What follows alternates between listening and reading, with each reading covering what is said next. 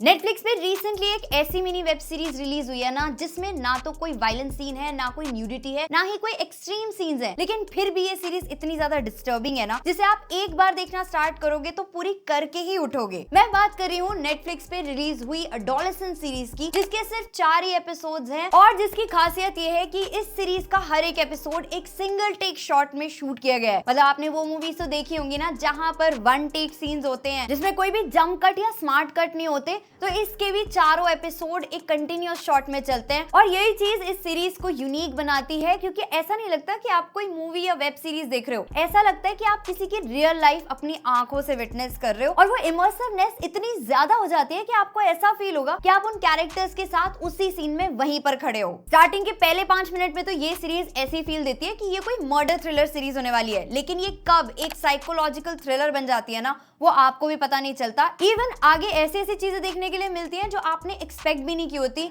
और बेटर है कि अगर आप वो खुद देखो तो ज्यादा अच्छा रहेगा। तो ये सीरीज स्टार्ट होती है एक 13 साल के लड़के जेमी मिलर के अरेस्ट से, जिस पे इल्जाम है कि उसने अपने ही स्कूल की एक लड़की केटी का ब्रूटली मर्डर किया है। अब उसकी जो फैमिली है, जिसमें उसके पेरेंट्स है यानी एक सिस्टर है, वो ये एलिगेशंस मानने से साफ इनकार कर देते हैं। दो जो भी एविडेंस पुलिस के पास है वो सारा जेमी के खिलाफ होता है। तो अब ऐसे में क्या इस 13 साल के लड़के ने सच में मर्डर किया है या फिर वो निर्दोष है, क्या सच है, वो तो जब आप ये सीरीज देखोगे तो ही आपको पता चलेगा। और इस सब का इस लड़के जेमी पे, उसके स्कूल के बच्चों पर, उसकी फैमिली पर, और जो ऑफिशियल्स इस केस को इन्वेस्टिगेट कर रहे होते हैं, उन सब पे क्या असर पड़ता है, और जो उसके अरेस्ट के बाद के 13 मंथ्स होते हैं, उन सबको 4 एपिसोड में कैसे सम अप किया गया है। वो जो टेक्निकल ब्रिलियंस है, जो फिनेस इस सीरीज में आपको देखने के लिए मिलती है ना, वो डेफिनेटली इस सीरीज को best series of the year का कंटेंडर तो बनाती है। और इस सब के साथ साथ इंसेल कल्चर क्या होता है, टॉक्सिक मैस्कुलिनिटी क्या होती है, साइबर बुलिंग कैसे होती है, और आजकल की पेरेंटिंग पहले के मुकाबले में कितनी डिफरेंट हो चुकी है, आजकल बच्चे कैसे एडोलेसेंस से गुजरते हैं, और आजकल की लाइफस्टाइल की वजह से इमोशनल आइसोलेशन कैसे बढ़ता जा रहा है। ये सीरीज इन सारी थीम्स को बहुत अच्छे से एक्सप्लोर करती है। और जिन लोगों को एडोलेसेंस का मतलब नहीं पता, एडोलेसेंस 13 to 17 इयर्स की एज को कहते हैं। बेसिकली जो आपकी टीन एज होती है, जो ग्रोइंग इयर्स होते हैं, उसको एडोलेसेंस कहा जाता है। और इस एज में बच्चे कितने ज्यादा वल्नरेबल होते हैं, जैसे जैसे सोशल मीडिया बढ़ा है। फॉर एग्जाम्पल एक इमोजी ही एक बच्चे की मेंटल हेल्थ को कितना ज्यादा इफेक्ट कर सकता है, वो ये सीरीज दिखाती है। और ये एक ऐसी सीरीज है ना, जो वैसे तो सबको देखनी चाहिए, लेकिन शायद ये सबके टेस्ट के अकॉर्डिंग ना हो।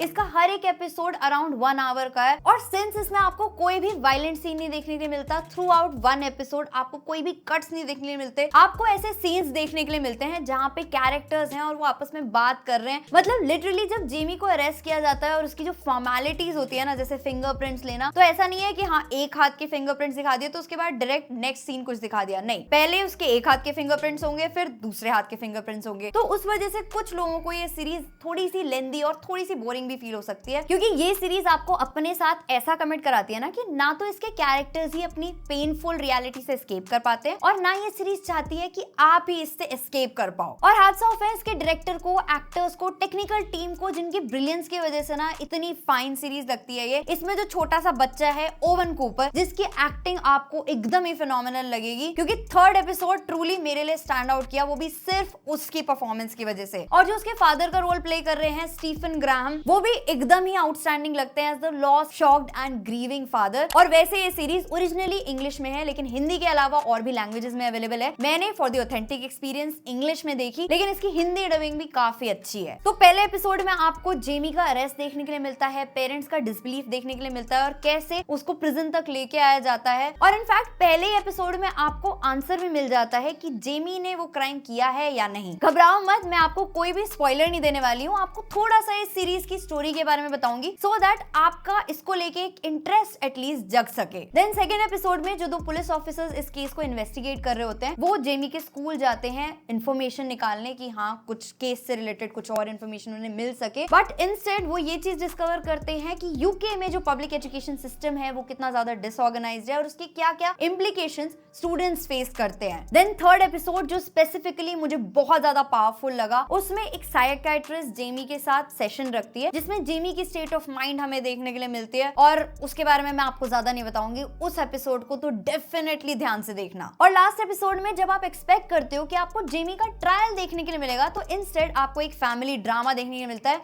जो सरप्राइजिंग भी है और इंटरेस्टिंग भी है। तो ओवरऑल ये एक ऐसी सीरीज है जो रियलिस्टिक भी है, इस टाइम पे नीड भी है और डेफिनेटली जो सबको देखनी चाहिए। बाकी जब आप ये सीरीज देख लोगे ना तो इसकी मेकिंग जरूर जाके चेकआउट करना जो यूट्यूब पे अवेलेबल है, और उसमें आपको देखने के लिए मिलेगा कि कैसे कैमरा वर्क होता है और वो क्यों इस सीरीज में इतना ब्रिलियंट लगता है। बाकी अगर आप ये सीरीज ऑलरेडी देख चुके हो तो आपके क्या थॉट्स हैं इस सीरीज को लेके, या फिर अगर आप इसको देखने का प्लान कर रहे हो तो आपको ये वीडियो कैसी लगी वो आप मुझे कमेंट सेक्शन में बता सकते हो, या फिर वीडियो को लाइक देके भी बता सकते हो। और अगर आप ऐसे ही कंटेंट रेगुलर देखना चाहते हो और अब तक चैनल को सब्सक्राइब नहीं किया तो चैनल को सब्सक्राइब कर सकते हो। मिलते हैं नेक्स्ट वीडियो में, तब तक के लिए गुड बाय।